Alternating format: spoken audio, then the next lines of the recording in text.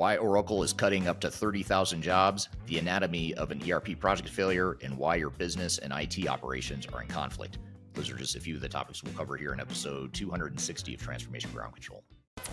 Welcome to Transformation Ground Control. Ground Control. The podcast that covers everything related to digital transformation. This podcast features technology agnostic and international discussions related to digital strategy, software selection, implementation, change management, business process optimization, and everything else you need to know to make your digital transformation project successful. Whether you're embarking on an ERP implementation, supply chain transformation, or any other business or digital transformation, this podcast is for you. Now, here's your host, Eric Kimberling. 5, 4, 3, 2, 1. Ground control to Major Tom. Hello, welcome to Transformation Ground Control, episode number 260. This is the tech agnostic podcast that covers everything related to digital transformations, ERP, AI, and other technology projects. My name is Eric Kimberling. I'm the CEO of Third Stage Consulting. We're an independent tech agnostic consulting firm that helps clients throughout the world with their digital transformation journeys. And we're also part of Lander Talent, which is a staffing company that helps companies staff their ERP and IT projects. Joining me, as always, is our co-host, Darian Chwialkowski. Darian, thanks for being here today. Yeah, of course. I'm excited for another episode. Yes, me too. Excited for some good conversation here. We've got some social media questions we're going to dive into, some audience questions we've gotten from social media. We're going to dive into a couple newsworthy topics that are really interesting. One is Oracle may cut up to 30,000 jobs, so we'll talk about that. We'll talk about Microsoft's bet on AI and how that's causing some jitters in the industry. And then later in the show, we'll have our guest, Fred Hessler, on the show. He's the director of the expert witness practice here at Third Stage Consulting. He's going to be on the show talking about ERP project failures and lawsuits, and we're going to unpack those failures and lawsuits and understand what some of the common patterns and trends are in those types of projects. And then later in the show, we'll talk about how your business operations and internal IT are typically in conflict and what you can do to resolve the conflict and the conflict of priorities between your business and IT groups as it relates to your digital transformation. So we'll cover that later in the show. But before we get to all of that, what are some of the social media questions we've received recently, Darian? Yeah, a couple good questions today. This first one is, where do you fit alignment with customer project members, especially key users, that often present resistance and lobby for change orders to adjust new software to old versions of a software, doing more or less the same thing, but a bit more modern? Does that make sense?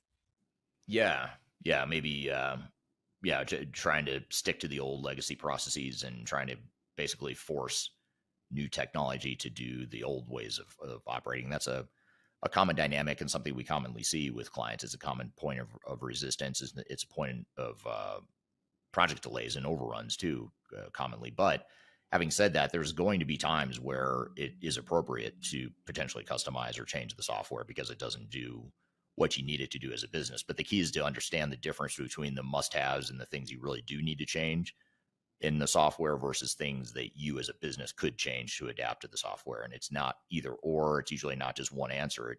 It oftentimes depends on which part of the business you're talking about and what function you're talking about. But typically it's a mix of both in projects. A lot of times you can set aside some of the requests for customization because they are things that maybe you don't need to change, or you could just accept the way the software works if you're willing to.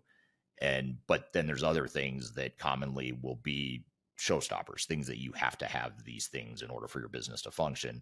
And those are two different things. And usually there's a mix of both. And so I think the easy answer for vendors and IT people oftentimes is just use the software the way it was built and don't change the software. But the reality of a business leader oftentimes is, well, I need the business to do, or I need the software to do certain things. And so that's what we'll get into later in the show too, when we talk about, in the last segment, when we talk about that conflict between business and IT priorities. IT simplicity oftentimes leads to business complexity and vice versa. So that's the conflict that needs to be resolved. And that's where strong leadership comes into play, and how leaders need to help drive those decisions and that alignment. And a lot of times what we found is very effective in being a alignment tool for that purpose is to define the future state processes, take the time early in the project, not in the design and build phase of the project, but early before you get into the full implementation.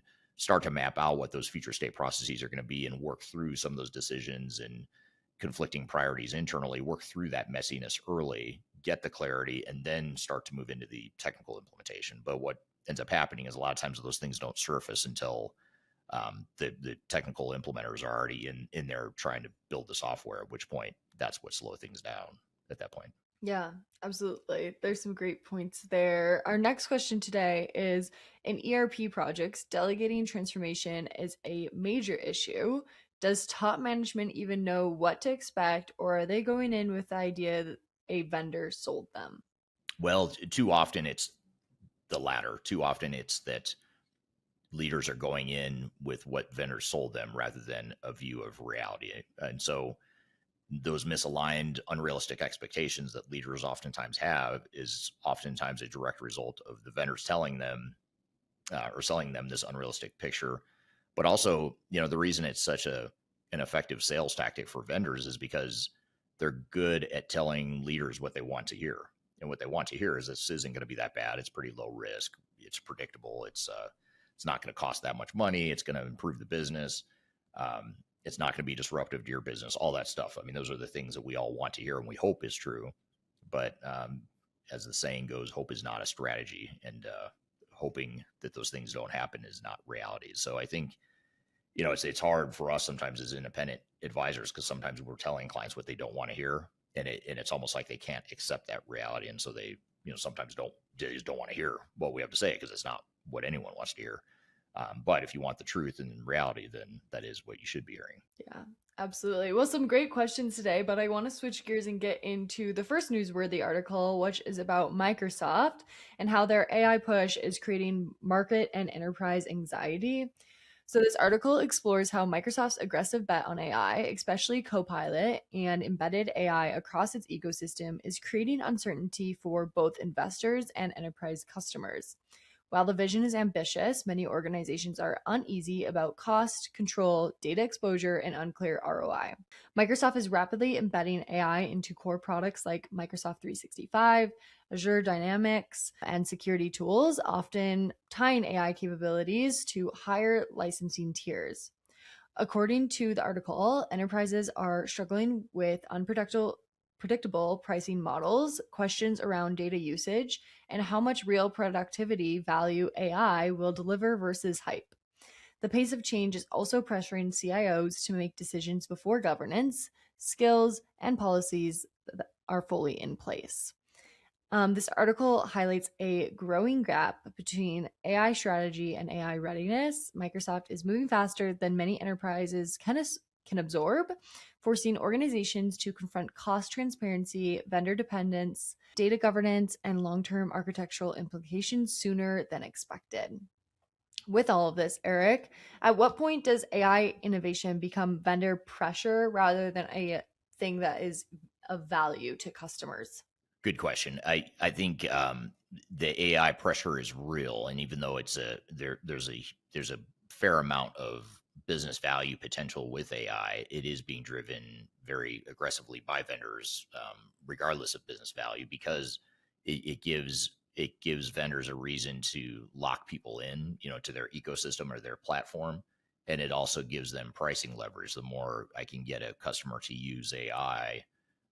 And especially if we're talking agentic AI, then the more I can charge for the software. And so over time, I think that's where the real escalations are going to kick in with cloud software, is with AI agents and other usage of data and transacting and all that stuff is going to, the power and the computing cost associated with AI is going to force vendors to raise prices on their software longer term. So I think it's, we're just seeing the early stages of adoption where prices are somewhat low, but I think over time, these vendors are going to have to make money on all these big AI investments and they're going to have to charge more. So I think that is bad news for customers in that the costs are just going to go up, but it could be okay in the long term if the business value is there. So I think that's the key, is to just not bite off more than you can chew and have a clear, deliberate purpose for what you're trying to get out of AI, just like you would do with any technology. I mean, it's no different than what I would say about a big ERP or a CRM or any other sort of technology initiative. Just have a clear purpose of what you're trying to accomplish and clear parameters for what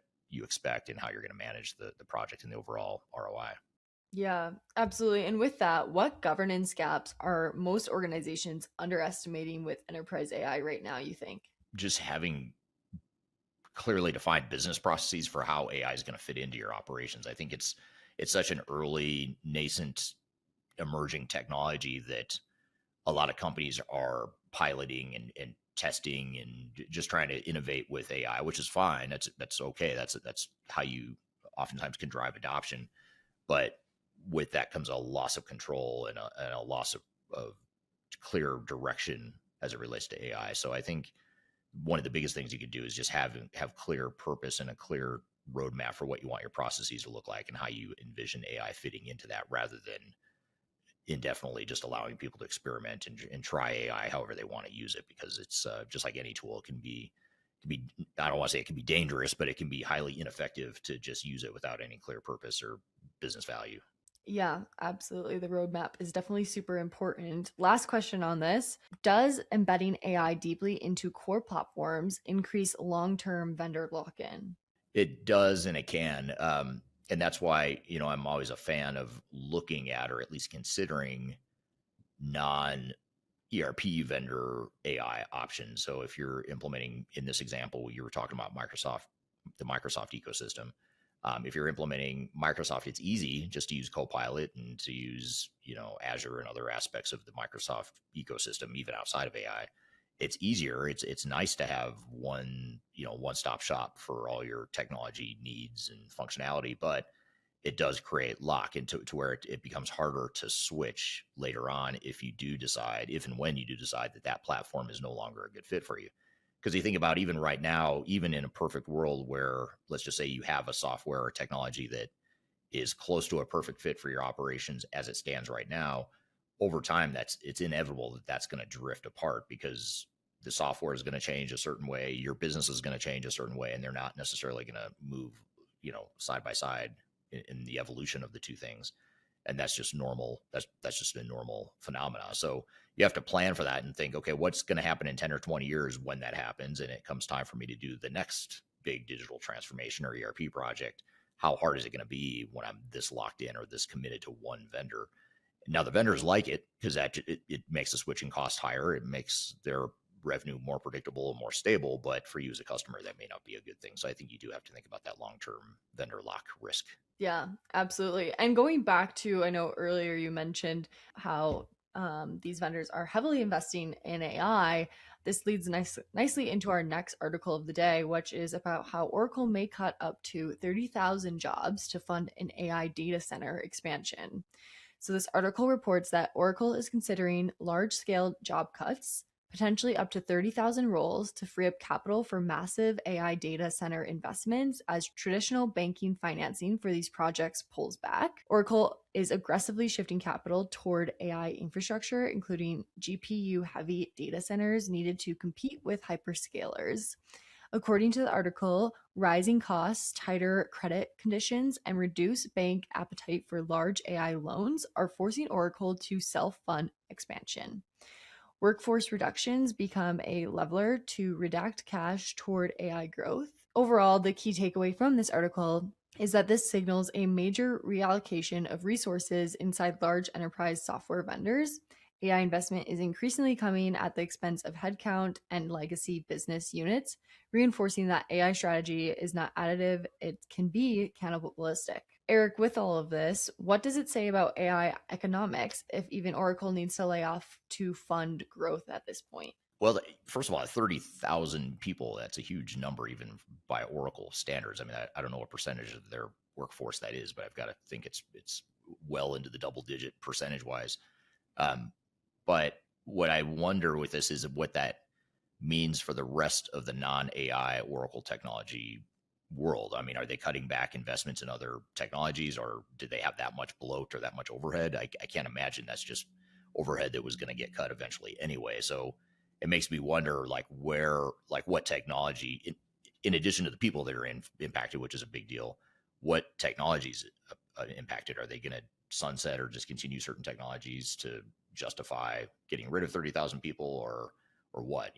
That's the bigger question I have. So I think it does go to show just the size and scale of investment that these companies are having to make in building that infrastructure, which is why, it's not sustainable long term. Someone's going to have to pay for this, and it's either going to come in the form of job losses and or increased costs to customers, or some combination of both. So I think that's unfortunately the two not so positive scenarios that are a potential cost of this whole AI movement that we're experiencing now. For sure. And with that, do you think that could this increase risk for organizations that are dependent on Oracle support and expertise right now? It could, yeah. I mean, especially if they are cutting back on certain technologies, or redirecting, not just, again, they may not just be cutting bodies or headcount. They may be cutting actual technologies and platforms and things that Oracle does. Like, would this affect their core database business? That's how they started as a company. So are they going to stop doing so much in the world of databases, or are they going to throttle back on their Oracle Fusion investments? Where's that money, or where's that lessened headcount going to impact the rest of the Oracle ecosystem? And that's a big unknown for me at this point. Yeah, absolutely. And last question with this, do you think that this accelerate consolidation among or do you think this does accelerate consolidation among enterprise software vendors? Yes, I think it could, but I think it's also pointing to a broader battle, over infrastructure and AI platforms. I mean, I don't know that these could all possibly survive profitably in the long term. So being so, relatively late to the game, I know it's still early, but in the grand scheme of things, compared to Microsoft and OpenAI and some of the other, even Google and some of these other big tech companies that have already invested very heavily in AI, it does make you wonder, is Oracle too late? Are they playing catch up at this point? And, I guess the market will determine that soon enough. Yeah, absolutely. Well, super interesting article for sure, and interesting how they kind of tied together as well. Yeah, absolutely. So really interesting stuff, and appreciate those newsworthy topics.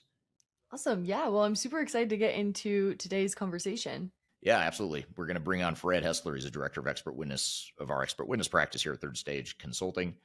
He's going to be on the show talking about some of his lessons and experiences as an expert witness in analyzing failures and lawsuits. So we'll talk about some of those takeaways and things that you can do to avoid some of those common failures and lawsuits. And then later in the show, we'll talk about the conflict between your internal business and your internal IT departments, and how to prioritize and how to reconcile that potential competing priorities, set of competing priorities that those two groups have. So stay tuned. We've got a lot more to cover. We'll be back with more Transformation Ground Control.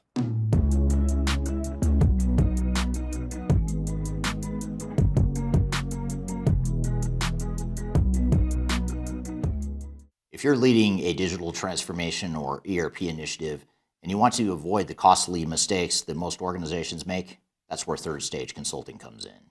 We are an independent and technology advisory firm, meaning that we don't sell software, we don't take commissions from vendors.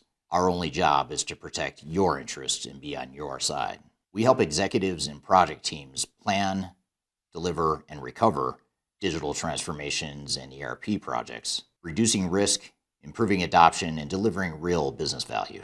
If you want clarity before you commit to your digital strategy, or if something feels off track to you, feel free to reach out to us at thirdstage-consulting.com, and my team and I would be happy to help. The last thing you want to have happen is for your digital transformation to end up in court. I've been doing this for 20 years and I have seen everything. My name is Marcus Harris. I'm a software and technology attorney focusing my practice on drafting and negotiating software-related contracts and litigating software disputes across the country. Feel free to reach out to us at taftlaw.com. We'd love to talk to you about the litigation process and what you can expect. Sometimes all I think about is you. Late nights in the middle of June. He waves been faking me out. Can't make you happier now. Sometimes all I think about is you. Hello, welcome back to episode number 260 of Transformation Ground Control. My name is Eric Kimberly. I'm here with Darian Chwialkowski. You can find new episodes of the show every Wednesday at transformationgroundcontrol.com, and the show is produced by Major Tom Productions, sponsored by Third Stage Consulting. So if you'd like to learn more about how Third Stage can help with your consulting or your staffing needs, please feel free to reach out. We can be happy to chat with you about your project and how we might be able to help you out. We are excited for our next guest. Fred Hessler is a director of expert witness here at Third Stage Consulting. He gets inside all the gory details of some of the world's highest profile lawsuits as the leader of our expert witness practice. And he's going to be on the show talking about what causes failure and what are some of the lessons that he's seen in the failures and lawsuits he's been involved with. So all that being said, Fred, welcome to the show. Oh, thanks for inviting me. Hi, Eric. How you doing today? Good to have you here. And you've been on our podcast in the past. You've been on. You were on the last time you were on this podcast. We were on talking about the SAAQ implementation failure in Canada. We did a little case study on that. That's not a client of ours, but it was a publicly documented case study that we unpacked a bit. And so you have some experience having this conversation on this podcast, but we've never really just focused on in general what causes these failures and what are some of the big lessons from being an expert witness. Before we jump in with some of the questions that I've got for you and that the audience has for you, tell us a little bit about your background, and then I want to get into what exactly an expert witness is. Sure. I've been in information technology, enterprise software, since 1985 in various roles. And I've been in consulting since the early 90s with a lot of different systems integrators and product companies of local up to international scope. And a lot of different roles in that time, from sales to practice leadership to software development, project management, business analysis, recruiting, all sorts of jobs. And I joined Third Stage almost 4 years ago now. And since doing that, I've focused a lot of my time on litigation support activities, expert witness. And I found that the number of jobs that I've had in different roles I've had in the industry do help as good preparation for that. You understand everybody's perspective in one of these difficult situations. Yeah, and as we'll see and unpack here in a moment, it's usually not just one person's fault or one party's fault. Usually there's a lot of blame and fault to go around in these sorts of projects. So tell us a little bit about, first of all, what is an expert witness? What does an expert witness do, and why do you like it? I know you're really passionate about this sort of thing. So just to help people understand what it is and what intrigues you about the role. And the role of an expert witness from a legal perspective is very simple.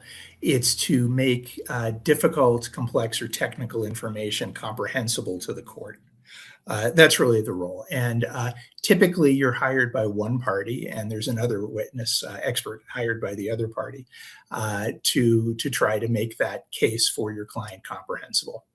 And why do I like it? I guess I just like the analysis of it. I like trying to unpack exactly what happened. And as you mentioned, it's never just one thing. It's usually a lot of things that have led to this unfortunate position where there's litigation or arbitration underway. And I just kind of like getting to the bottom of that. Yeah. It also seems like one thing I've noticed about expert witness that I personally enjoy, and I'm curious to see what you think, is that, you know, when you're actually doing an implementation, there's just so much chaos and noise and pressure and moving parts, and it's just a lot to keep up with. That a lot of times it's hard to lift your head up and stop and think and stop and look around and understand, you know, what's really happening here.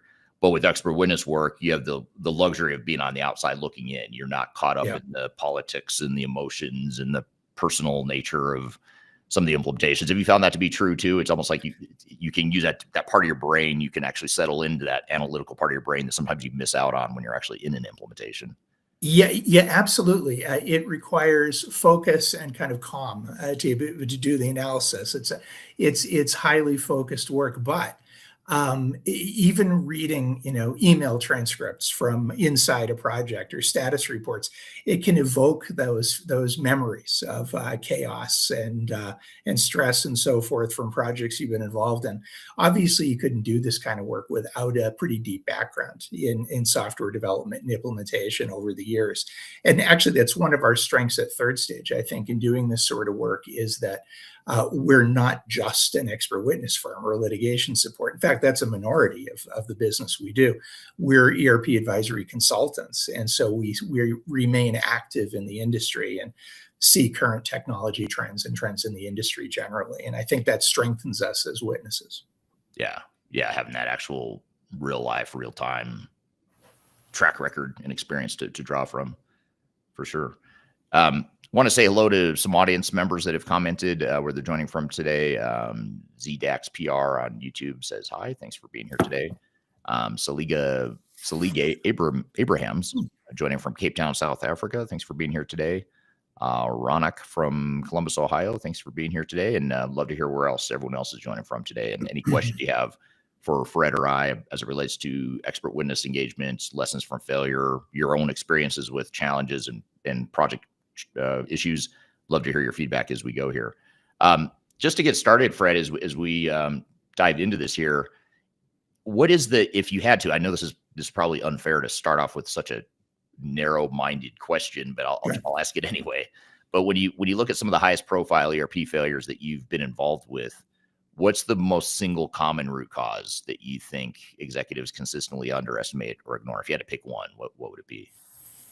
If I had to pick one, I guess it would be that client executives tend to too frequently ignore just how consuming these projects are to their organization, how much of the organization's attention and energy is going to be required to actually participate in. This isn't a spectator sport. You as a client are going to be deeply involved. There's expressing requirements. There's your testing responsibilities, your responsibility to make decisions quickly and help resolve the issues quickly. Data conversion is a huge responsibility that I think a lot of client organizations don't anticipate having to be involved in. So I think that's the biggest single cause of failure if I had to pick one. But there's another side to it too. I don't think that integrators in our business do a very good job generally of helping their clients prepare to do those things. They're not things clients do every day. And I don't think as an industry we do a very good job these days in helping clients be successful at fulfilling their parts of their obligations under these contracts. Yeah. It seems like also the definition of success and failure could vary depending on if you're a system integrator or a customer. I don't know if you've seen that too, where it's like SI or system integrator or a vendor might think I succeeded. I implemented software on, maybe it was even on time, on budget. Yeah. Doesn't necessarily mean it was successful to the client and their end result operations. Do you see that sort of disconnect too in terms of goal alignment or vision of what success actually is? Yeah, that's a pretty common pattern. It's not in every case. Sometimes the causes of the dispute are more technical or they may have other motivations. But a pretty common theme is a mismatch of expectations around requirements. I have very particular functionality that's definitional to how I work. I need it to be done well, and you're not really listening to me, right? Or you're sort of hand waving it away and saying, how hard could that be? And so that's a pretty common pattern that'll eventually emerge as the real cause of the dispute. Yeah. I love to, you and I being somewhat similar ages here, you could probably relate to this or remember this, but you remember like the Windows 98 rollout back in the day and how that was at the time, such a big deal. And I think a lot of executives still think back to like, oh, remember the Windows 98 upgrade? It wasn't that difficult. So how hard could an SAP or a D365 project be, right? Yeah. It's the same thing. And I think a lot of times organizations just don't, to your point, they don't understand that it's not just a Windows 98 or a simple IT upgrade. It's a massive overhaul of your operations, which a lot of people underestimate. Yep. Yeah, absolutely. And I think that integrators sometimes don't spend the time to really understand business requirements that are critical or maybe even idiosyncratic to the client organization. And that leads to these misunderstandings as well. Yeah, absolutely. Want to say hello to Hicham, joining from Casablanca, Morocco. I've never been, but I've heard it's beautiful there. I'd love to go sometime. Thank you for being here. And then Hicham follows up with keep up the great insights. Thank you for that. Hello to Nining on LinkedIn, joining from Indonesia. And then here's a cool name. I don't know why I like this name so much. Bobby Fisher. It's got a nice ring. Chess player. Yeah. Bobby Fisher on YouTube says, having no capacity for assigned and released key users is a major issue again and again on all relevant functions. What do you think of that? Is that something? Oh yeah, that's almost universal. That problem that Bobby's bringing up. We talk about this a lot. In fact, if I think about what advice we tend to give organizations who are embarking on one of these journeys, one of the ones we've really learned to stress is to be honest with yourself about what the organization's capacity for actually undertaking this project is. You've got key people you're going to need involved in the project. And the reason they're key people is because they're really good operationally too, right? So you're going to miss them if you take them out of operations. And that striking that balance is really critical and difficult to make. And a lot of businesses underestimate that. As I said earlier, they underestimate the degree of energy commitment they're going to need to make to one of these projects. So yeah, that happens a lot. It's a key source of failure from the client side, I found, is failure to uphold the obligations. And that usually means their participation in key functions with their key people. Mm-hmm. Yeah. Very, very important for sure. Darian on LinkedIn says, good morning. Good morning, Darian. We know her. We know Darian. She's on our team, so thanks for being here today. And then Sevi on LinkedIn says, great point, Eric. It's an overhaul of business operations, not just a simple IT upgrade. So thanks for being here today, Sevi.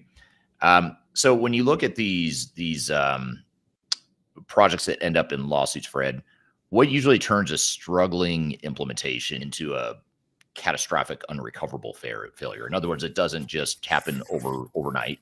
These failures, right? You don't wake up one day and realize, oh, there's a failure. I have a failure on my hands. It's a slow, steady burn oftentimes. But what is there a tipping point or something that sort of causes it to cross over into that this is a complete disaster, we're going to end up in litigation sort of phase?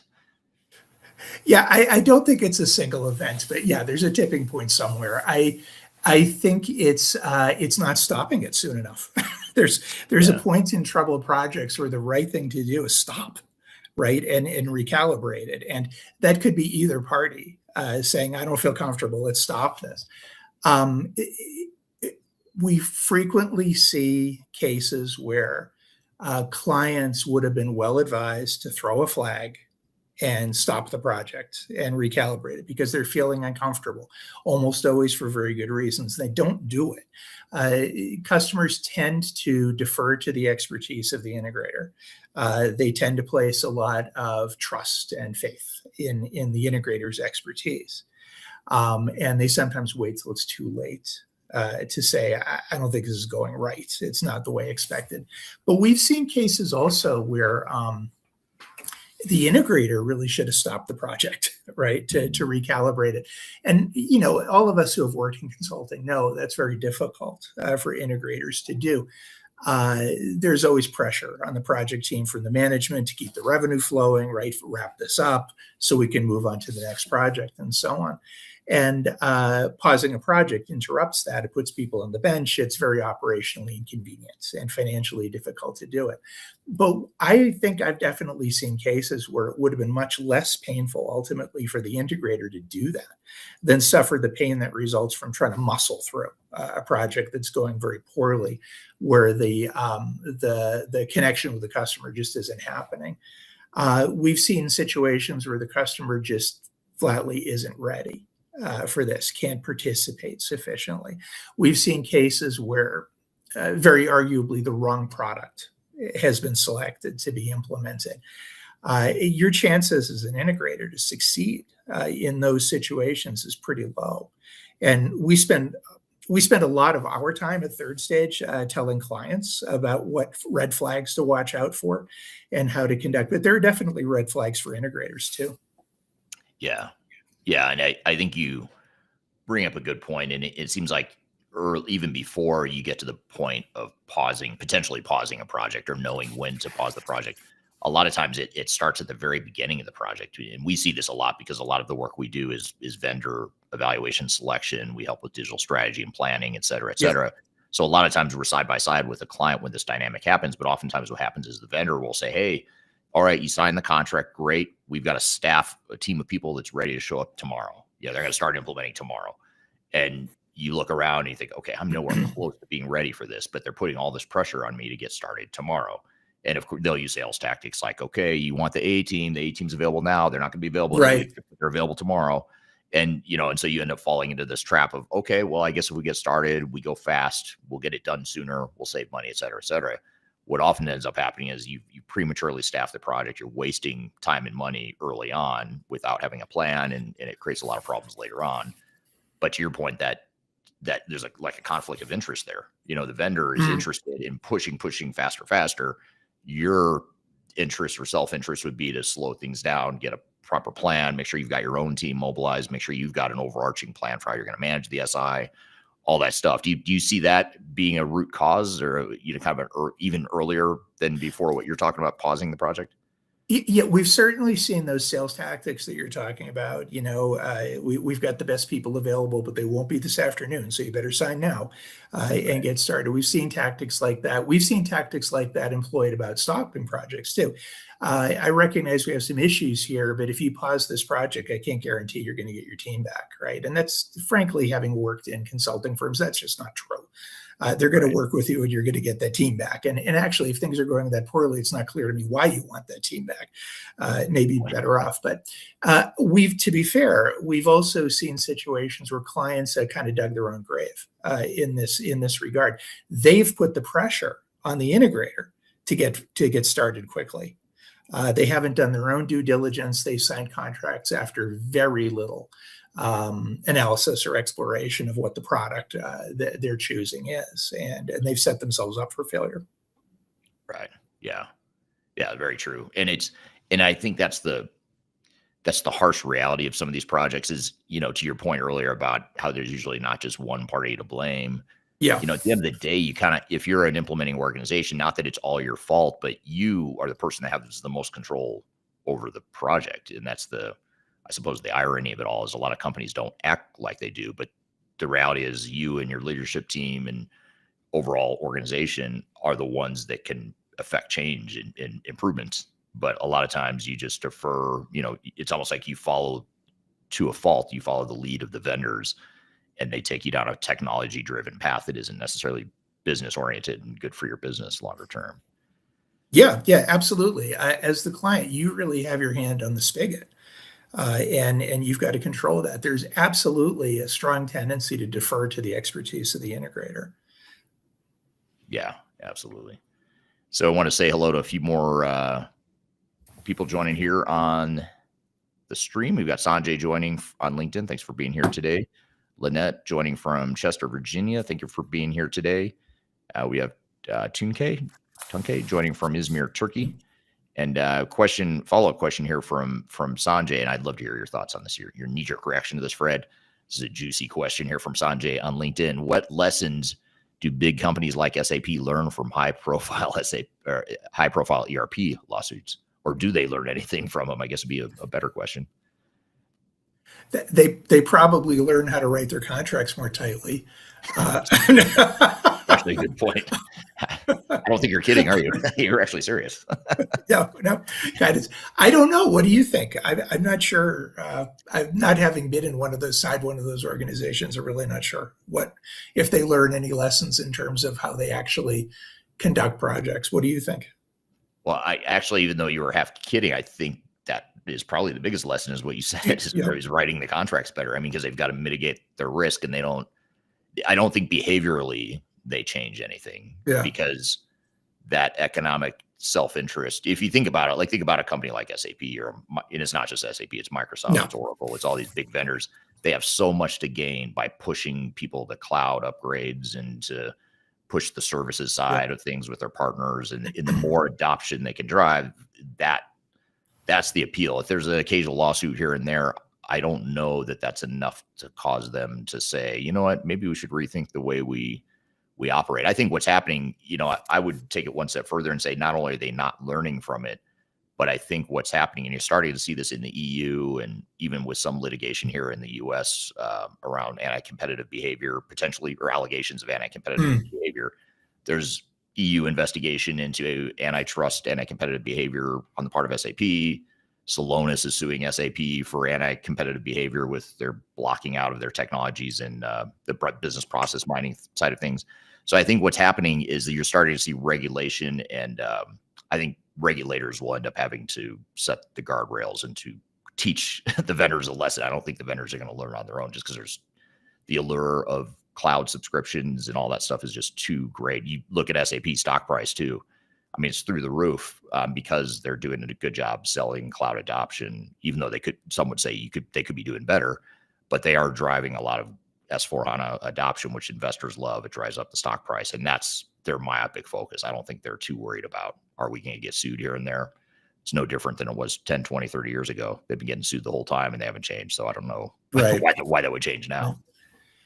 And I was 3/4 serious about the contract comment. Actually, one of the things that we advise customers on a lot is that you really need to understand that contract. There are aspects of it that are particularly important to understand.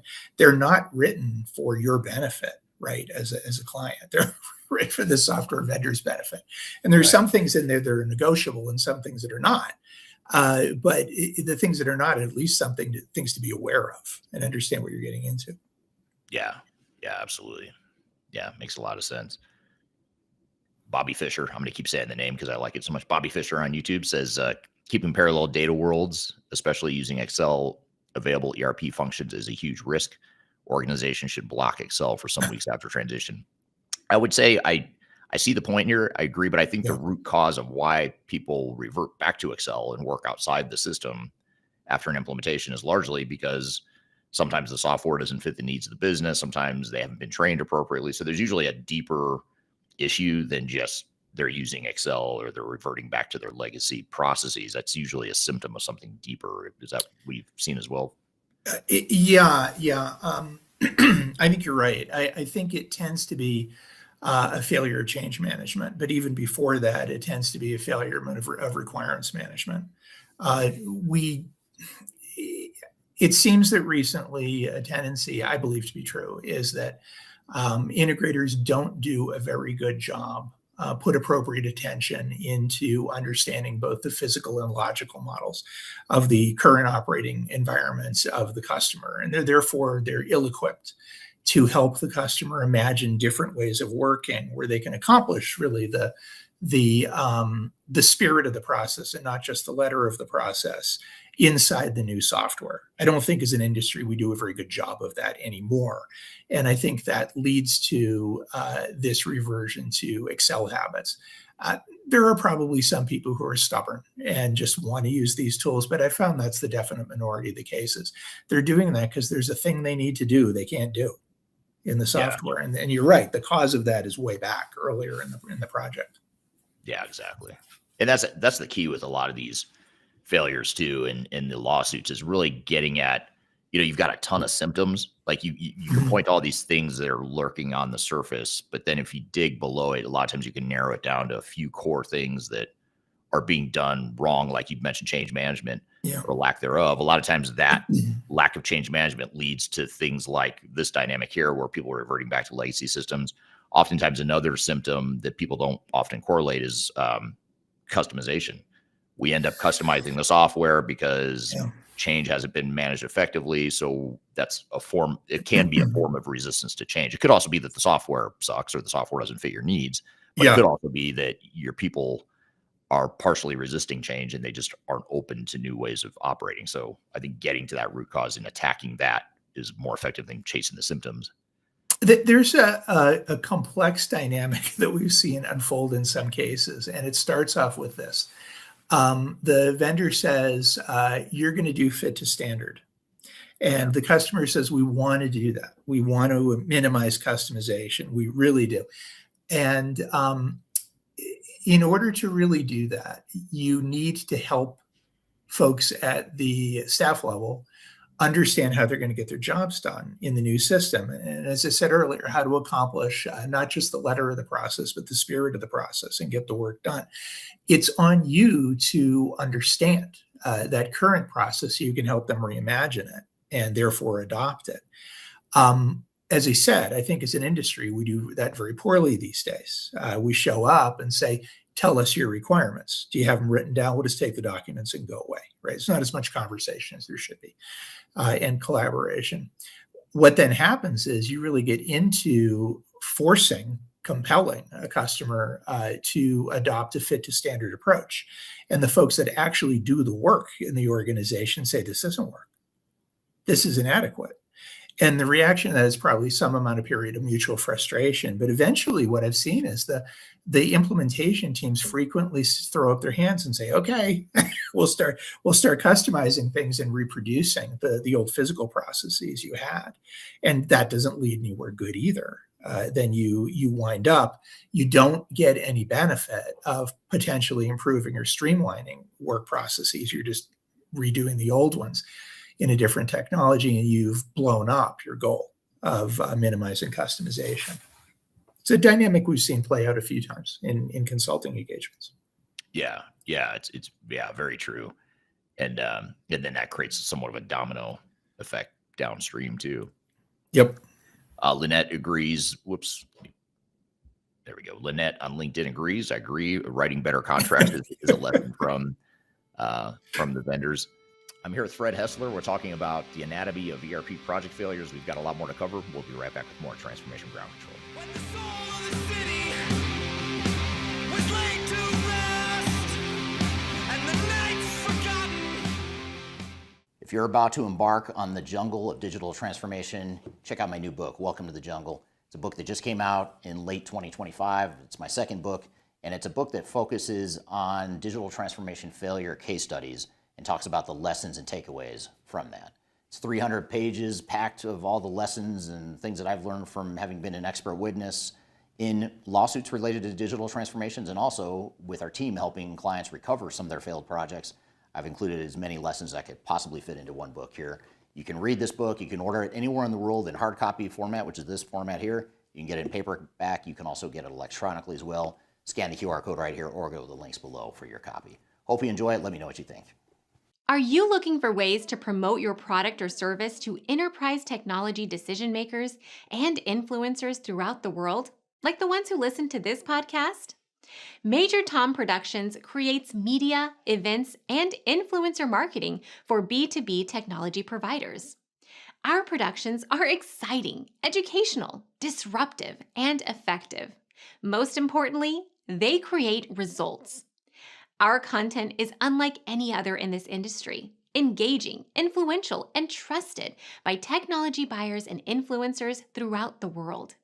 Each month, our productions reach hundreds of thousands of targeted buyers and decision makers who trust and engage with our honest and tech-agnostic content. With long-tail viral results and engagement with our content, Major Tom Productions provides a way to reach your target market and create awareness, calls to action, and a connection with potential customers. So collaborate with us today. Learn how we can feature your product or service on podcasts such as Transformation Ground Control, Journey to S/4HANA, and Journey to Dynamics 365. We can also feature your brand on our YouTube channel called Digital Transformation with Eric Kimberling, which boasts over 100,000 subscribers and over 2 million video views per year. You can also participate in our in-person events, including our Digital Stratosphere Conference.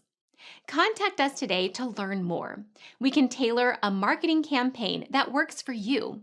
We look forward to helping more people learn more about and become engaged with your brand.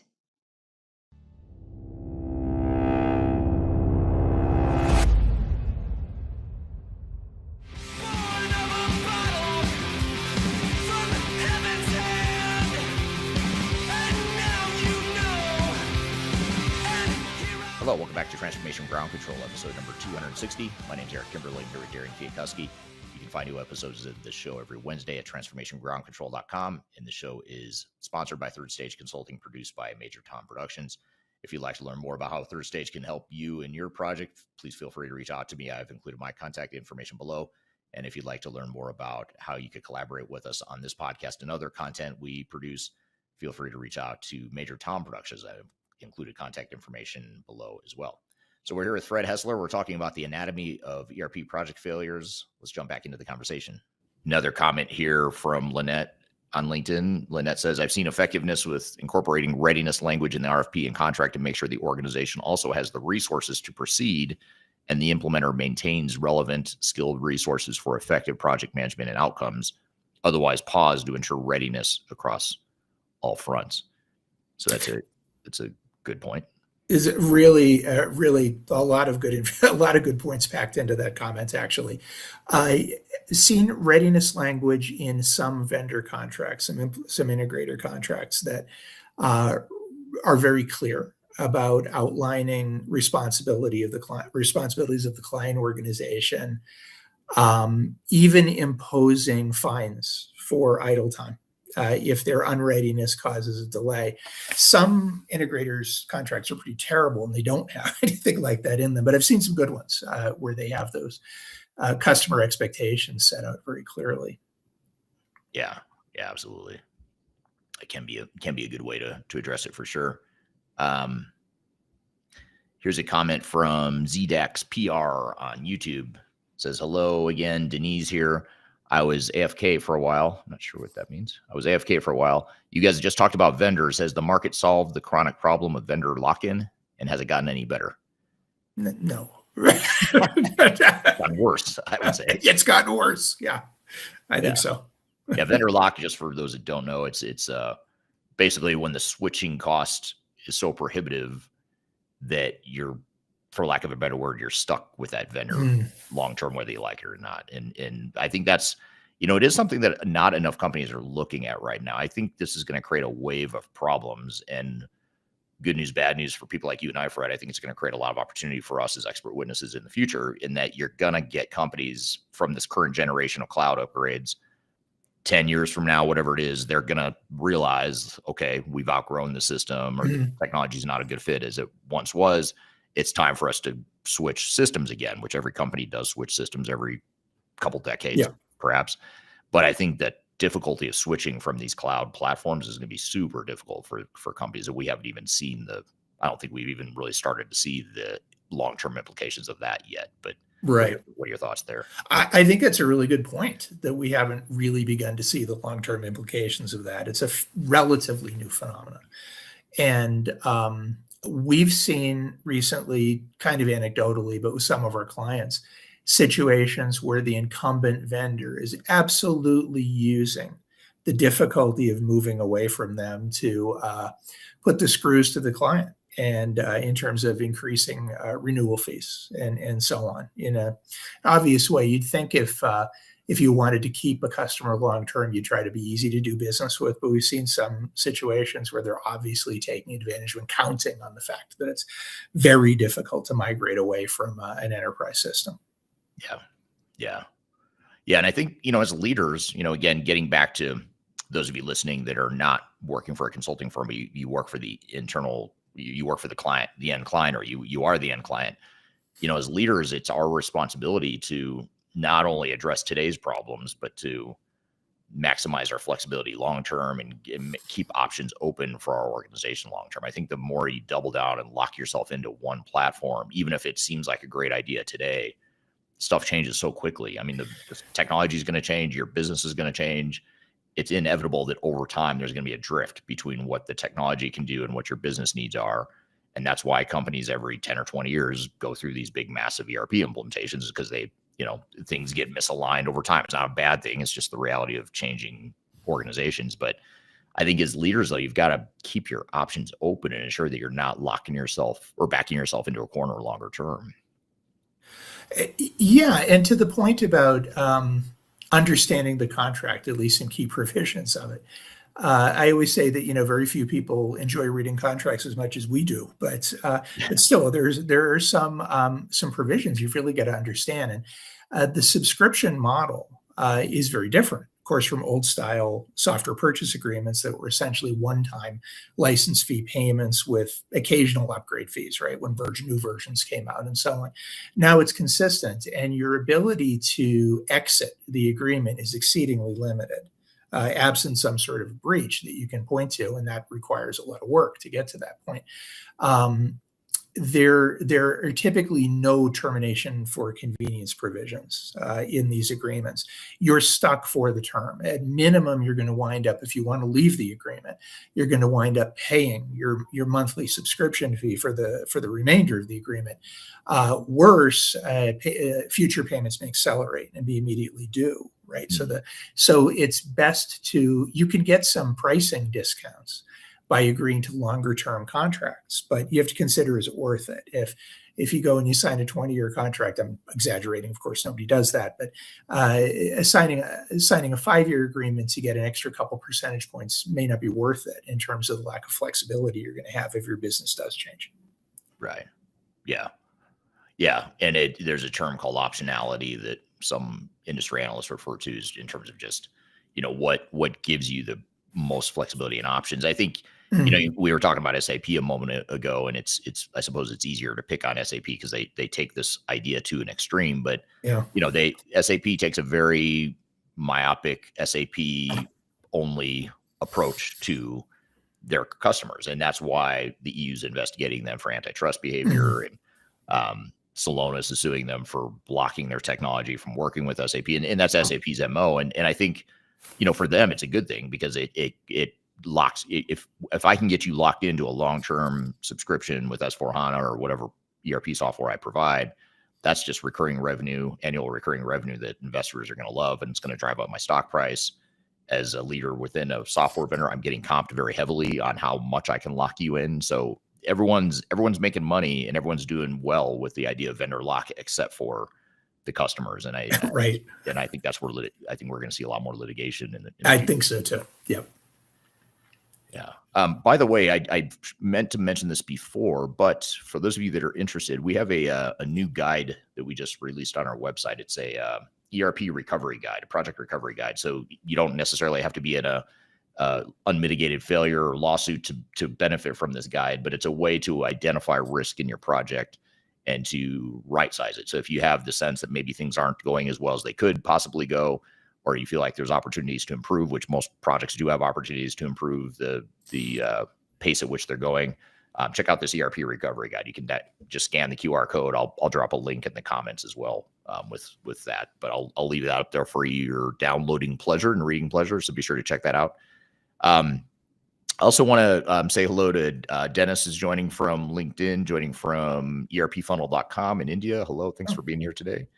Lynette says readiness or lack thereof is a challenge with these projects, and I think we've touched on that a bit here in the conversation so far. But here's a question from Darian on LinkedIn, and this builds on a comment you made earlier, Fred. Just want to get your thoughts here. At what point does a client's failure to pause or recalibrate become part of the problem? Well, if you look at it from the standpoint of litigation, starting at that extreme example, if there's litigation, the failure to pause to recalibrate works against the customer's interests for sure. It's very easy for opposing counsel to say, well, look, you kept paying the bills. Yeah. You didn't object in a way the contract demands that you object. You just let it happen. And you're in a position then as a customer of saying, well, we trusted these guys. We hired them because they're experts. And that's kind of a weak position to be in. So when you get to litigation or arbitration, having refrained from throwing a red flag and stopping the project does not help you. You're not going to get credit from opposing counsel for your patience with the performance of the integrator. Not sure if that's what Darian had in mind, but yeah, and I think see that a lot. Yeah, and it's just back to that harsh reality or reminder that some may not want to hear, which is, you are in control of this project. Yep. You may not feel like it, and I understand why a lot of organizations feel like they're not, because the vendors in SIs, especially the bigger ones, tend to do a pretty good job of setting the tempo that they're comfortable with and setting the rules of the game that they want and that they're comfortable with, and they do it with such confidence and aggression and whatever. And it's coming from a place of experience in many cases, but oftentimes it's not a good thing just to go or to not slow down, especially early on. If you're early in the project and the SI and the vendor is sending resources your way right away, something's probably wrong. You're probably not ready for that, especially if you don't have your team mobilized, you don't have your plan in place. The vendor may have their plan, but you've got all this other stuff you've got to deal with, like data migration and change management and project governance, the overall PMO, all kinds of stuff that generally is outside the scope of the vendor. But if you don't have that stuff in place, it doesn't matter if the vendor showed up early. It's still going to create problems. Yeah, a lot of organizations don't have patience for this, but it's a good idea to do kind of a readiness assessment before you launch one of these things. And what you're really looking for there is what are gaps in our readiness, the kind of things Lynette's probably thinking of. Do we have data hygiene issues, right, that we really ought to address because they're going to complicate things? Do we have current processes documented? Because the vendor is going to ask for those, right? And it's going to slow things down if you don't have them. Do we have broken integrations? Do we have really obsolete technology we've got to think about disposing of in some fashion? Taking some time to honestly look around the organization and kind of fill in those potholes before embarking on one of these large initiatives is a good idea. Yeah. I totally agree. What about so when these projects fail, and again, we're not just talking about litigation or lawsuits here, but just in general, when projects have difficulties and pain points, how much of it do you think is related to the technology versus more operational, organizational types of issues? It's almost never the software, actually. We had one case I remember where the software simply couldn't do things the provider claimed it could do. It just couldn't. It was new. It was a new variant of an existing product. In my opinion, it just wasn't ready for market yet, and it was salesmanship kind of shoved it out the door.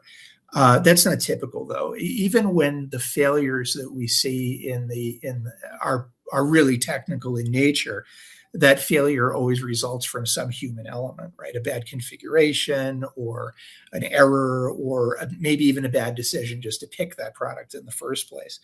Now, to be fair, we've also seen more often cases of genuine incompetence from integrators. That isn't typical, but we have seen extreme cases of genuine incompetence, unqualified staff. I've harped on this point a lot, but failure to understand mission critical business requirements of the organization, really bad testing practices, really bad governance practices, even occasionally, and this is not typical, a genuinely unethical behavior. But we also see cases of maybe even more often than this, where the primary fault for the failure really lies with the client. It's failure to uphold their responsibilities to the project, making delays in decision-making, relitigating decisions that were already made, right, is debilitating to a project. And even in a couple of extreme cases, some genuinely unethical and abusive behavior. Those things do happen. They aren't normal, but we do see those. So to answer your question, it's almost never the software.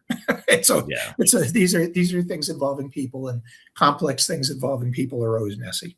Yeah. Humans are unpredictable, and two, no software is ever going to be perfect. But let's just say, best case scenario, you find a software that can do 80 to 90% of what you want or expect it to do. It's that 10 to 20% of what it doesn't do that's not necessarily a flaw with the software. It just, for whatever reason, doesn't work the way your business works, which is understandable because every business has its own nuances. But the question then becomes, what do you do with that 10 or 20% that it's not a fit for? And it's usually not, it's usually not to try and force fit the technology into a situation where it's not meant to work. You might need a third-party bolt-on. You might need to customize. You might need to have a manual process, whatever it is. But I think the exception or the caveat I would throw out to what you just said is it can be the technology when you try to force it to do something it was never meant to do. But again, that's not really a flaw or the fault of the software necessarily. Right. The organizational the way the organization addresses those flaws. It's just a machine. It just does what it's told, right? It's not its fault. But that 10 or 20% you mentioned, that's the kind of thing that, we do software selections. We're trying to tease out, I think.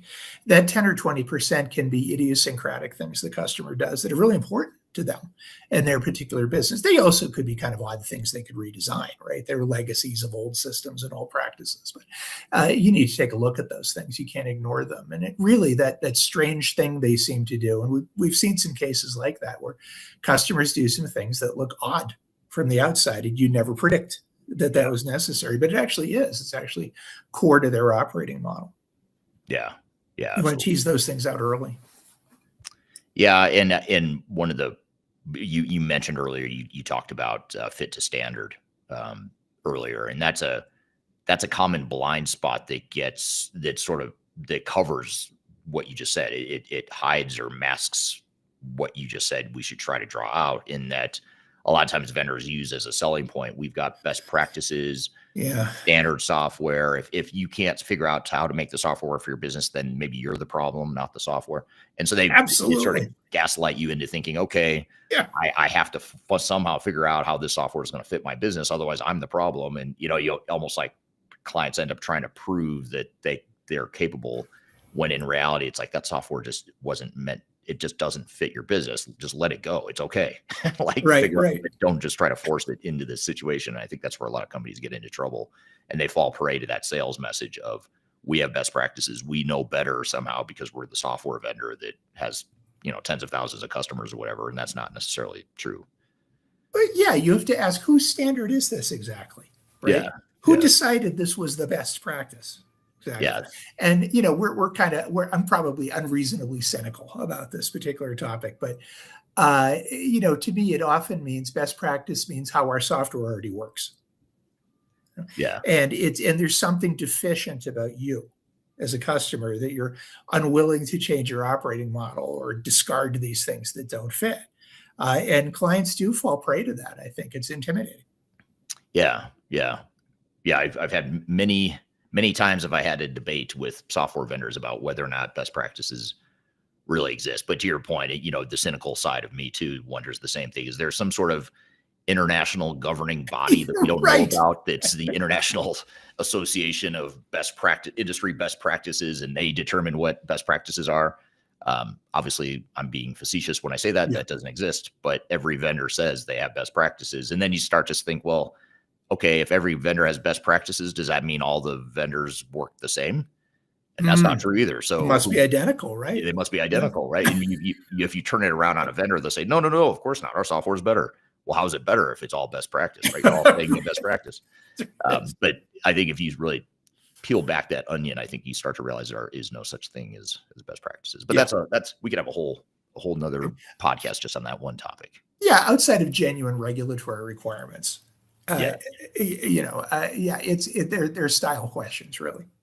Yeah, exactly. Frank agrees with something we're saying. I'm not sure which part, but he said great point. So thank you for whichever point. Appreciate that, Frank. Whatever it was, we appreciate whatever it was. We hope we were adding some insight, maybe even some entertainment and humor to your day. We're hoping for it here today. Here's a really interesting question from, actually, let me get to this comment first before I get to the question. Don on LinkedIn says, failing ERP, there's a lot to do to repair stakeholders' trust.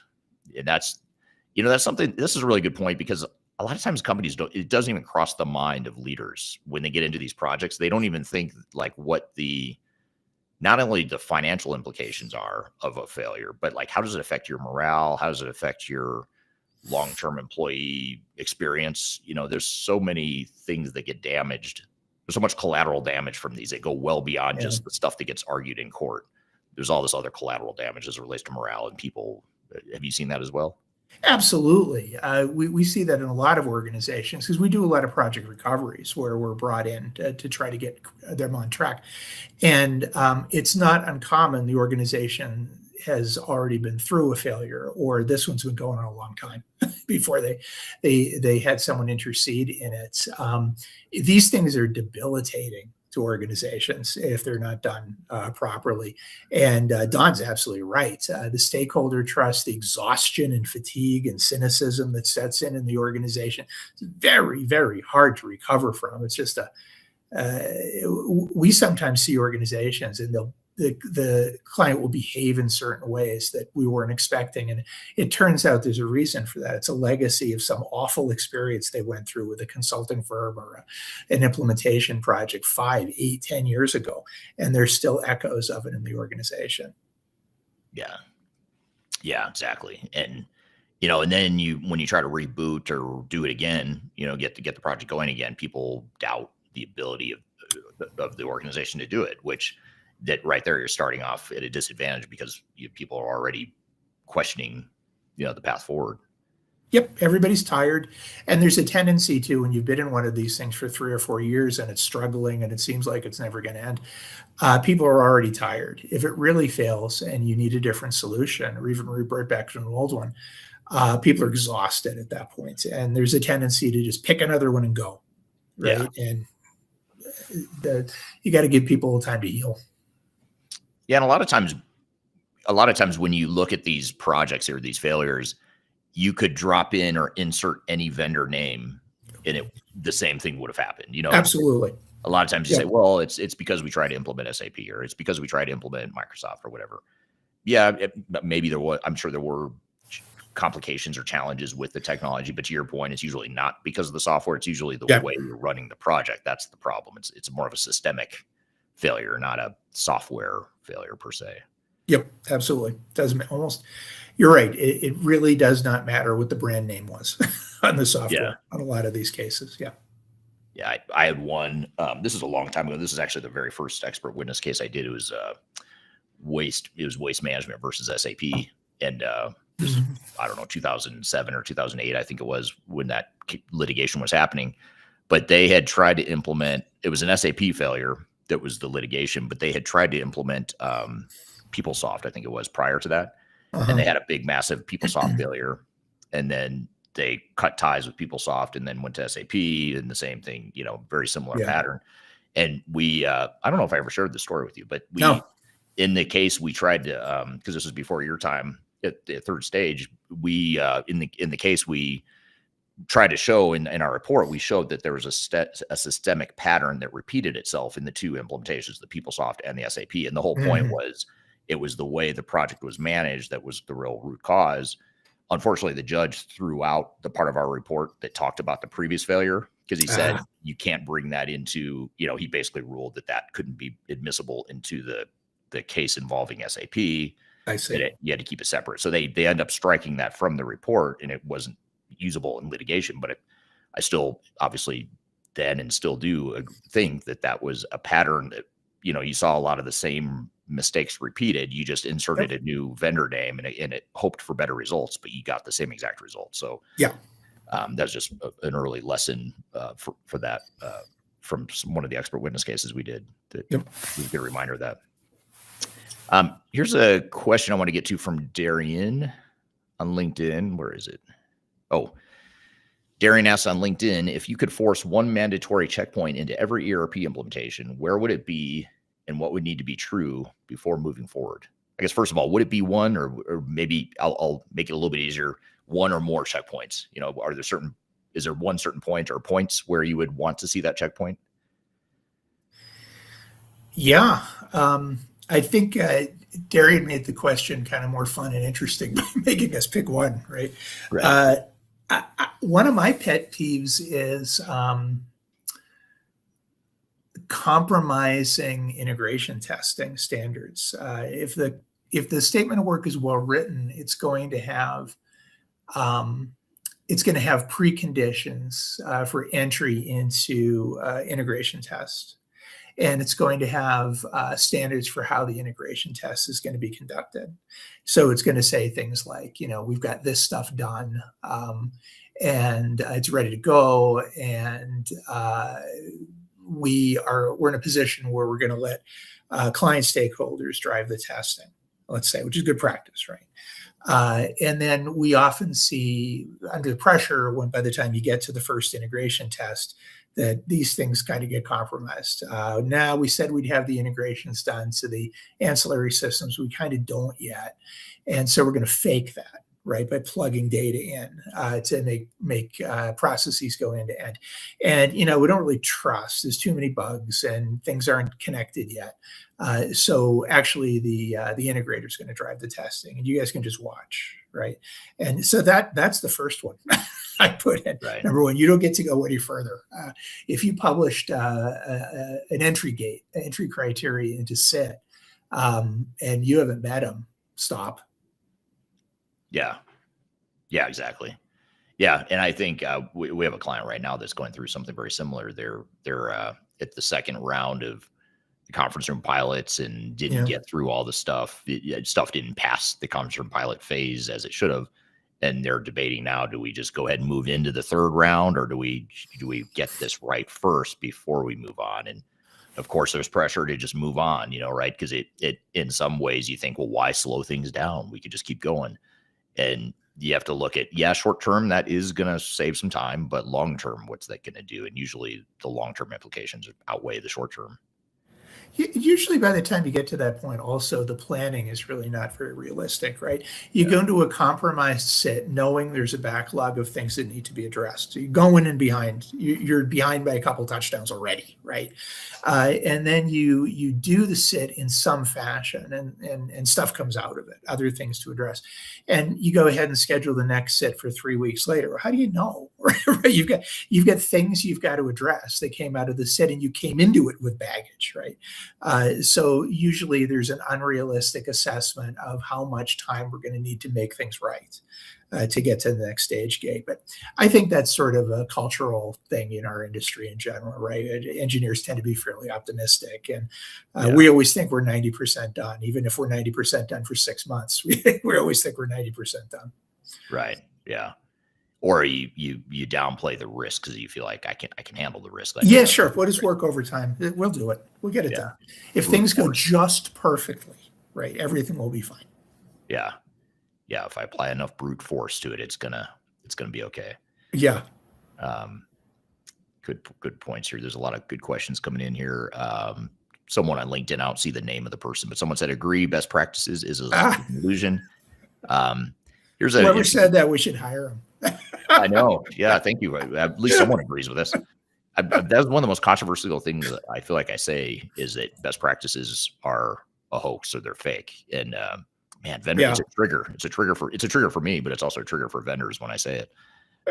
So I'm surprised I'm not triggering more people. Maybe I am, and they're just being quiet. They're quietly triggered. Here's a question from Ed on LinkedIn. He says, hello from Washington State. How transparent should leadership be about program issues to maintain credibility without causing panic? What are your thoughts there? I've got a bias toward transparency in this. You're not fooling anybody, right? We've seen that control of bad news and so forth. When it comes out, and it's worse, a lot worse, because there's been a break in trust. Sure, there are going to be people in your organization who are going to use project issues that are communicated to them as an excuse for the rumor mill and so on. That happens, but by and large, I think it's better to. By and large, I think people will respond positively to the transparency if they think they're being communicated with openly, and there's a realistic plan to address whatever the deficiency is. So my bias would be toward transparency. Yeah, I agree. I think there's no harm in it. And I think people would rather see that you're aware of the risk rather than downplaying it or putting up green status reports, every day saying how great everything is. And people, you're right. You're not fooling anyone. People know. Yeah. They already know. Yeah. And if they don't now, they're going to find out. Right. So it's going to be bad when they do. Yeah. Yeah, exactly. Here's another question. I know we're a little bit over. I'll take one more audience question here. This is from YouTube. ZDAX PR says, some companies appoint data scientists to lead and supervise digital transformation. Under what conditions would it be preferable to hiring someone different with a different background? What are your thoughts there? Yeah, that's interesting. Data science to lead or supervise digital transformation. Well, I'm gonna have to read into the question some. I think The trickiest bit of digital transformation tends to be data oriented, right? We all know that almost certainly the data in your legacy system is corrupt in some fashion, right? Not perfect, at least. And it's really painful to figure that out and clean it up. And data conversion tends to be something that literally never goes very well in these things and requires a tremendous amount of effort. So maybe that's what the question is referring to. But the second part of the question, I'm not sure I understand. A different background from being a data scientist? Is that the question? Well, I think it's more like, is there a different type of skill set that is appropriate for someone leading so in other words, would you want someone from the business? Would you want like either a broader technical person and or a business leader being the one to manage a digital transformation? Like what skills should, maybe we could broaden the question to what skills are important to a leader of digital transformation. You've had a lot more experience than I have running PMOs for these sorts of things, but my instinct is always to pair them up, to have somebody who understands how to do these things, these complicated technical implementations, but has sympathy for the business, right? Sensitivity to business concerns.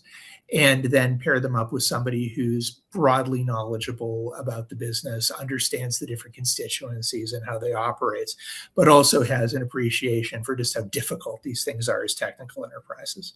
Yeah, I agree. I think, the problem if you get someone who's just a data scientist, and not to downplay the importance of being a data scientist, but if that is your main area of focus and you don't fully understand business trade-offs and business implications, that can be a blind spot.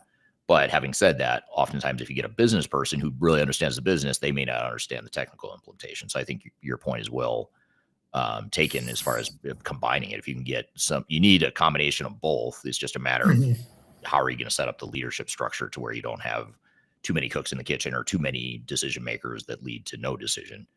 Right.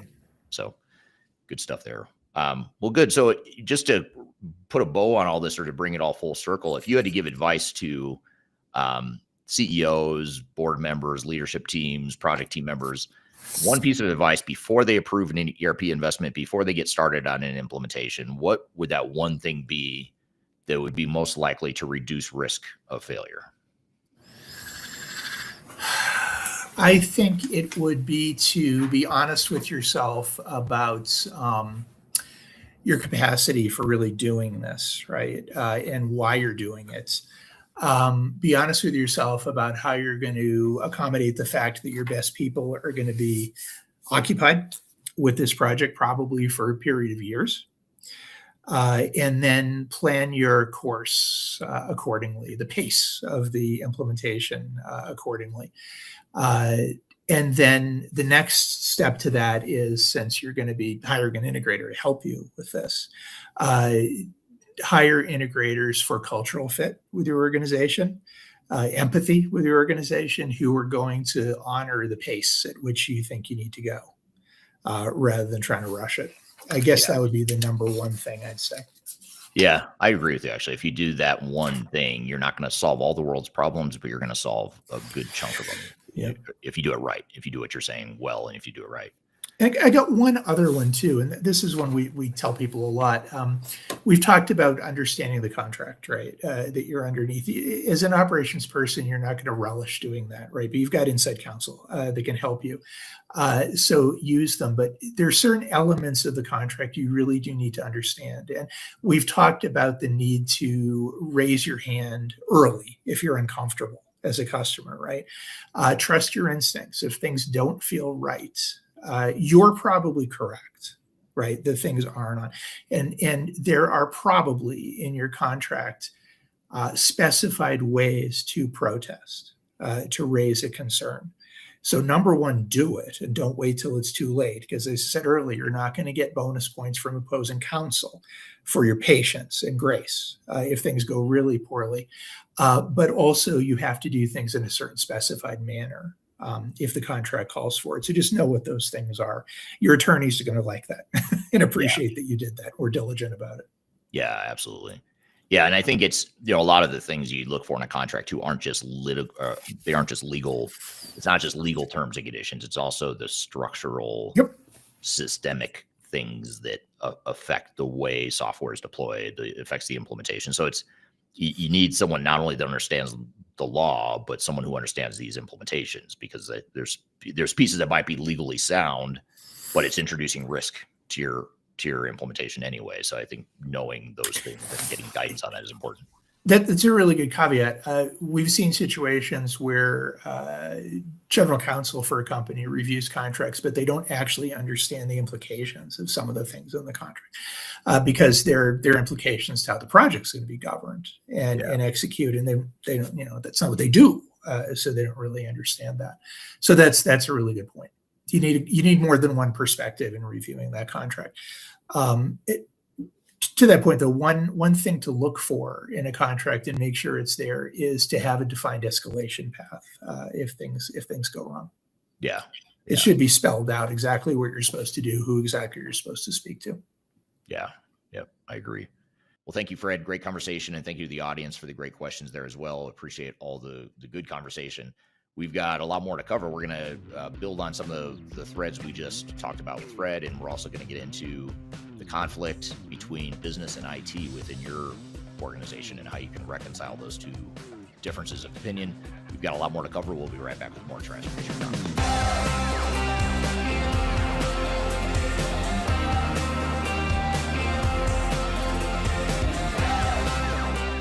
I'm Greg Benton. I'm the Chief Strategy Officer with Third Stage Consulting. And if you are embarking on your digital transformation journey or in the middle of that journey in 2026, you're going to want to see our digital transformation report. This latest edition really dives into a lot of the key trends that we're seeing in the marketplace and the ecosystem right now. It also highlights a number of the things that are happening with AI being an important component and integral part of the ERP systems that are leading the way right now. Also, the shift toward composable and best-of-breed cloud solutions is really accelerating the decline of monolithic ERP replacement. The opportunity to download the report is found at thirdstage-consulting.com. And you'll also find other tools that will help you in the initiatives and the business planning that you're doing for 2026. Don't leave phase zero without it. Reach out today. I want to encourage you to read our Guide to Organizational Change Management. It's a free report or a free guide that we published. It's one that I actually wrote that talks about best practices and lessons learned as it relates to change management. So as you know, on this podcast, we cover a lot of stuff related to the human sides of change, organizational change management, including training, communications, org design, all kinds of stuff as it relates to change management. So if you're trying to learn more about change management, or you're looking for more direction and ideas on how to get started on your change management strategy and your overall journey, be sure to check out this guide. You can read it by scanning the QR code on the screen in front of you, or in the links below for this particular podcast episode. You can find a link to take you to the page that will allow you to register to go ahead and download that and read it for free. So be sure to check it out. It's the Guide to Organizational Change Management, written by yours truly. I hope you enjoy it. Let me know what you think, and hope you enjoy the rest of this episode.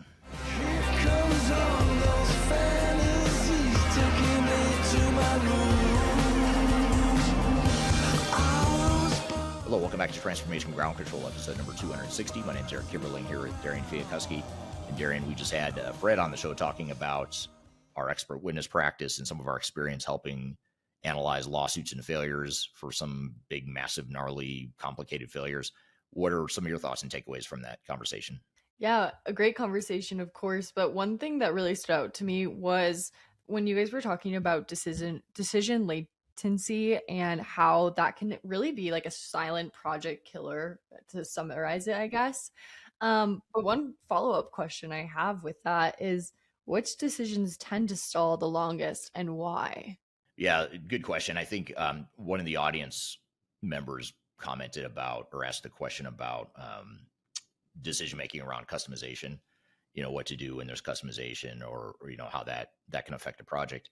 I think a lot of times it's business process and workflow decisions. How do we want our business to work, and how do we want to build the software to support the business? Too often times organizations don't have a clear vision of what they want or expect out of technology. And so when it comes time to make the decision, they're paralyzed, and they either they take forever to make the decision, and or what's potentially even worse is the vendor decides for them. Well, this is the way I know how to build the software. Or this is the way I configured the software last time I implemented it for a client. So I'm just going to deploy it the same way for this client, which chances are pretty high that's not the right answer for you as an organization. So I think that's the dynamic at play there, is that if you don't have your processes in your future state mapped out clearly when you start the project, you're going to end up making those messy decisions in the middle of the project when the meter's running and the time's ticking.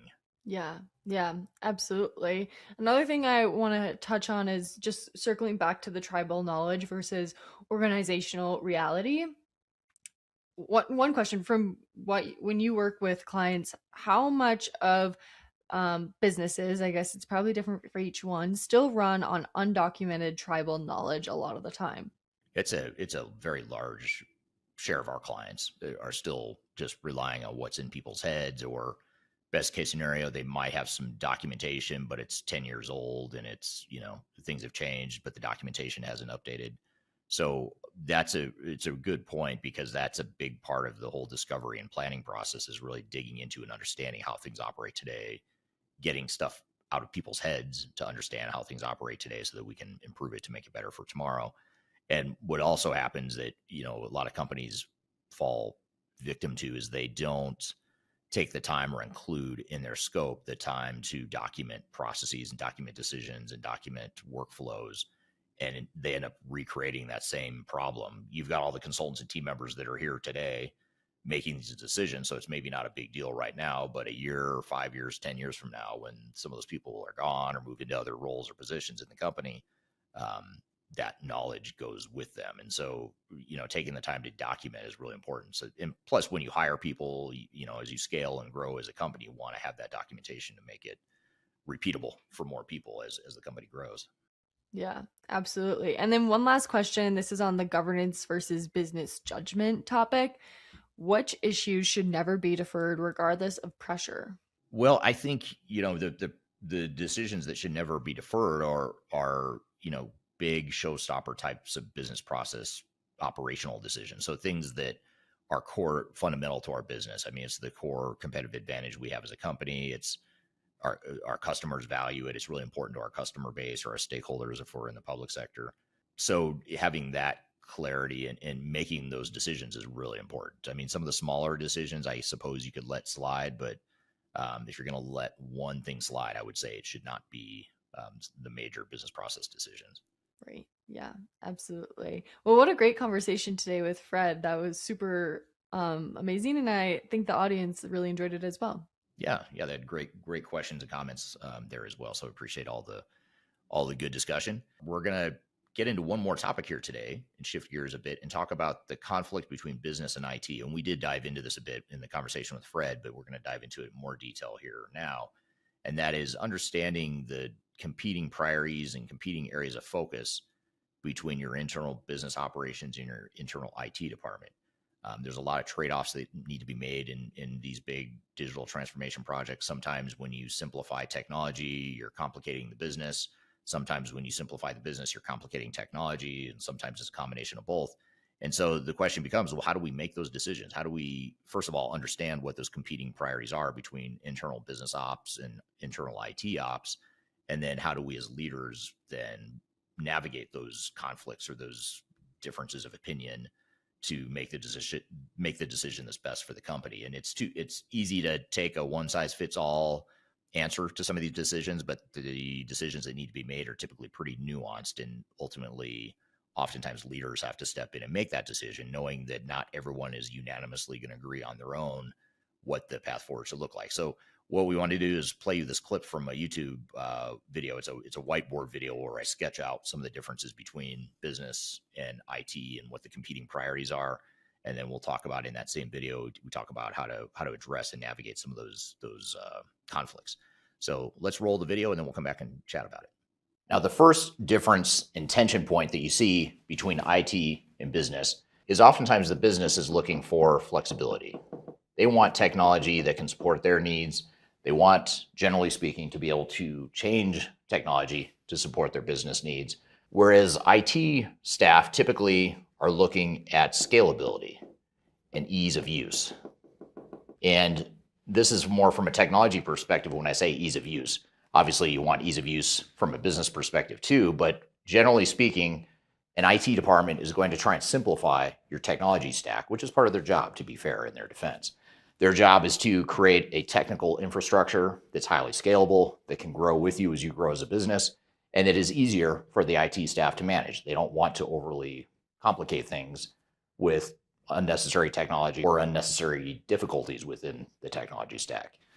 But when the business is looking at business flexibility, how can we change? How can we navigate evolving customer needs? How can we navigate evolving regulatory needs? How can we just change our business to be more competitive? They're looking at this more from a flexibility perspective. So what oftentimes happens is you'll have IT who might come in with more of a solution that's focused on cloud solutions, pre-configured best practices, lack of customization, or perhaps even zero customization, one single platform instead of multiple technologies. That, generally speaking, is what a lot of IT departments want, and it makes sense why they would want that. It's, generally speaking, going to be easier, more scalable. In some cases, it's less costly from a pure technology perspective. But again, on the business side of things, they might need flexibility. They might need to change the way standard software is built to be able to support their business, especially in areas that touch the customer, that are unique to their industry or their product, or unique to their competitive advantage. So oftentimes, these two things are in direct conflict, and it's up to leadership to figure out how to navigate these challenges. I'm going to come back to that point later in the video. Another tension we often see between IT and the business is that IT is oftentimes looking at things from a technical purity lens. In other words, they are very set on certain types of technologies. Generally speaking, I don't want to stereotype too much, but generally speaking, IT departments have a vision of what they think technology should look like. It could be a specific vendor. It might be that they want to be a Microsoft shop, or they want to be an SAP shop. It could be a type of technology. It could be that they're a cloud first type of IT department. It could be that they're an AI first or AI driven type of IT department. It could be that they have a general philosophy that they prescribe to. That could be something like single ERP system, or in some cases, some other organizations might go in with a custom development mentality first. Whatever the case may be, oftentimes IT departments start with the technology in mind first because that's what they're comfortable with, that's what they think is right from a technology perspective, but that doesn't always match and fit what the business needs. So on the surface, the business doesn't necessarily care about whether you're in the cloud or whether you use a certain product. Sometimes they do, but usually business users, business leaders are more focused on just general business needs. What is it we need the technology to do? And then we'll find the technology to support that. And again, oftentimes this is very much in conflict because, again, looking at the single ERP model, if your technology department, your IT department is looking at things through an ERP first lens, your business might say, well, ERP limits our flexibility. If we had a best of breed model or a composable ERP model, that's going to give us maximum flexibility, but it's going to make IT's job harder because now they've got multiple systems they have to manage. So the million-dollar question becomes, whose needs are more important? The need for technical purity and what IT thinks is right from a technical perspective, or the needs of the business who's looking at things from operations and the aspects of what they need to run their business.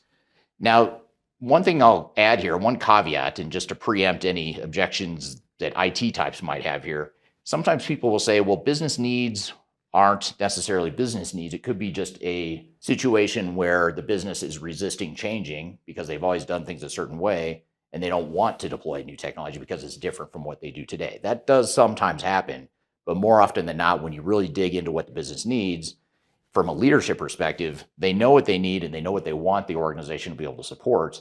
And sometimes, yes, there's resistance to change buried within that, but more often than not, we find that the business needs actually are legitimate and they're more often than not in conflict with the technical purity that IT team members are oftentimes pursuing. Now, another broad generalization that isn't always true, and at the risk of stereotyping IT types, is that IT staff is more likely to be focused on cutting edge technology. These are the guys and gals within your organization that are up to date on the newest, latest, and greatest technologies. They know what the emerging trends are. They're probably pretty excited about some of these emerging trends. And to be fair, that's their job. Their job is to push the organization toward the cutting edge of IT and pushing the organization toward technology that can make the business better. So while your IT department might be focused on cutting edge technologies and finding the most modern, most recent technology to support your business, if you're a business leader, you're simply looking at, does the technology work and does it work for your business? So you're looking for tech that works.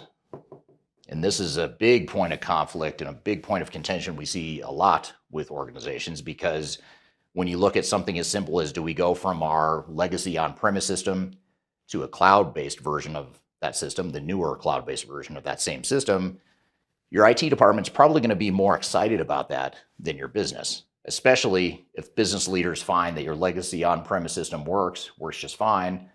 It may be that they're trading off some of those competencies they already have. They might actually be taking a step back in some areas with more cutting-edge technology, because again, it might be more technically pure, it might be more technically advanced, but in many cases, we see that the more advanced technology actually from a business and functional perspective doesn't work as well as some of the older technologies.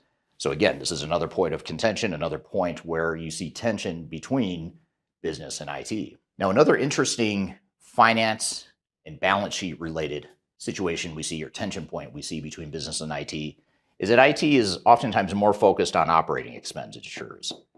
They're focused on things like cloud solutions, more subscription-based pricing, which becomes an annual operating cost rather than an asset that can be depreciated.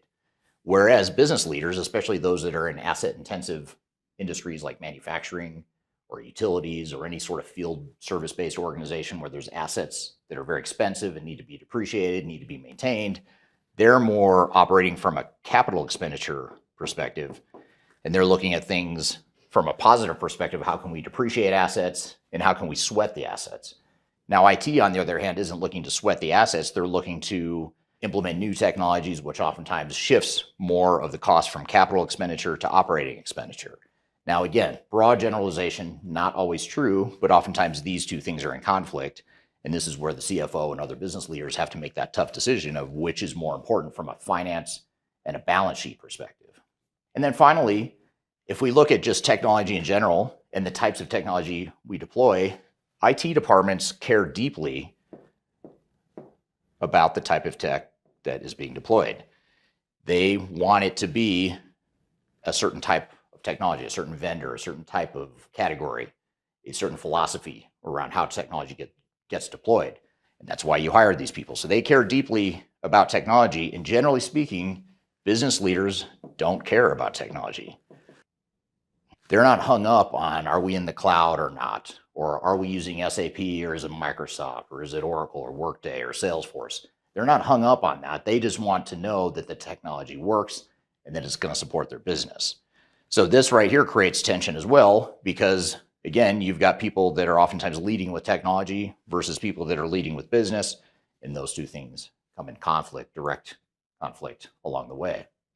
Now, what do you do about it? You know there's a conflict here. You know that each of these categories provides challenges and situations that need to be resolved. And this is where strong leadership and strong support from the executive level comes into play. If you don't have strong leadership, you're not going to be able to resolve these conflicts. You're going to be in constant battle over these dimensions here. And it's going to extend any sort of digital transformation, no matter how well planned it is or how solid the technology is or how well you've planned your business processes. You're going to run into friction and tension and headwinds because of these conflicts between business and IT.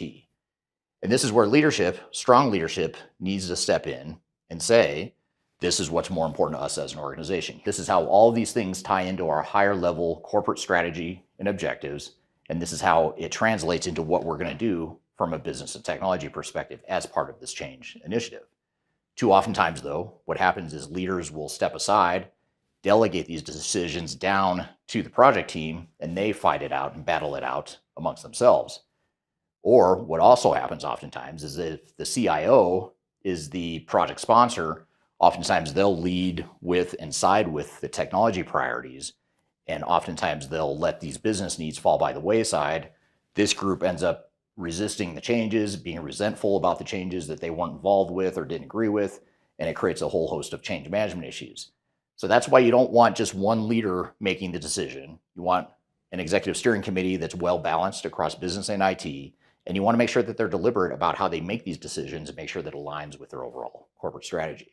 So that was the video from my YouTube channel about the internal conflict between business and IT. I'd be curious to hear from the audience, first of all, if any of this resonates with you. Did any of that sound familiar? Do you see any of that unfolding in your business or your situation right now? I'd love to hear your thoughts in the comments below. But what were your thoughts, Darian, after seeing that video? Yeah, I think there's a couple of things that stood out for me. One, business and IT want different things a lot of the time. So business leaders prioritize flexibility and outcomes versus IT can prioritize scalability, simplicity, and technology purity. And the goals there can often collide, which I found super interesting. One follow-up question I have with that topic specifically is, when should businesses' needs outweigh technical simplicity? Yeah, great question. And that is a $1 million question for a lot of companies. And, just to reframe it, use an example, a lot of times companies will say, we're a Microsoft shop or we're an SAP shop. And so we're going to lead with that platform or that tech stack first. If we can find a way to use Microsoft products because we're already a Microsoft shop, for example, we're gonna go Microsoft first. And that is the easy answer from a technical perspective, because there's less I have to manage. If I already understand and familiar with Microsoft, it makes it easier from an IT perspective.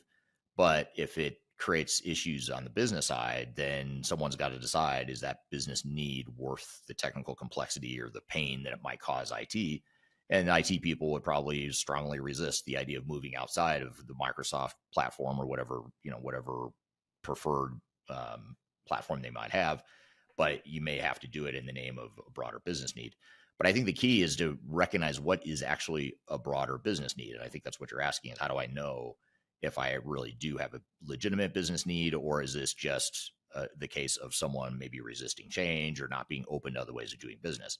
And there's a really fine line there between resistance to change and actual real business need. And a lot of times companies think that it's all or nothing. It's either I'm just going to defer to the software and the way it was built, or I'm going to customize the software to fit my business.